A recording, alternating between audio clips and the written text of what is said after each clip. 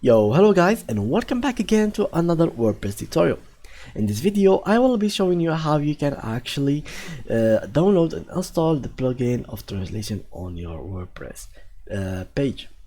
Of course, what you have to do first is follow my steps one by one and open your dashboard, so you will be all set up and ready to go. So for those who doesn't know how they can actually open their page or their dashboard, go to wordpress.com/wp-admin, and from there it will be opened by just typing your username and password. Something like that will be open for you, or something like that. It doesn't really matter as long as you have this plugin section in here or in here. Now what you'll have to do is click on add new, and you will be finding all of these plugins. Here there's popular ones, and here the recommended and favorite. Of course, these ones are like the most popular ones and really good for you to use, so make sure that you will check them out. For example, there is a lot of here is Elementor. It is very good at styling your website. Here is duplicate page. It will help you duplicate your pages. Here is the Google Analytics. We already talked about it in the last tutorial, and so go on. Now go ahead and click here and write translator, and just like so we can click on this one.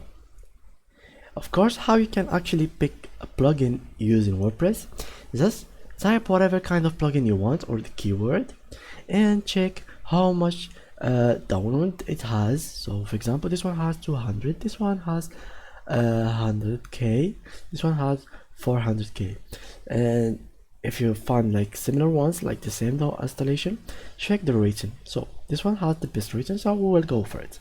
Now click on activate,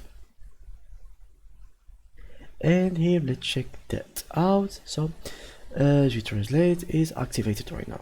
Now go to settings, change it from English, and widget look, nice drop down flags, widget preview, it will be Arabic, Dutch, Chinese, Arabic, nice, that's what we want.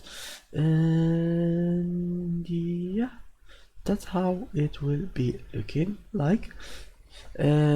So what you will have to do is to copy this and put it in your WordPress HTML.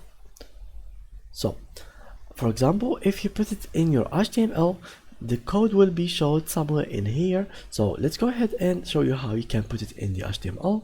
So you have to go to not here but here, active settings, and from here we go show a menu, primary menu, and we click on save changes. Let's check this if it will work first. Alright, it works. So if we click in some pages, let's check any page, blog, okay, for example this one, and let's try to translate it. For example, Dutch, here it is translated to Dutch. Here Arabic, it is translated to Arabic. Here is German, it is translated to German. So yeah guys, that's how you can actually translate your website or install any translation plugin in your WordPress website. So thank you guys for watching, and see you in the next tutorial. Bye bye.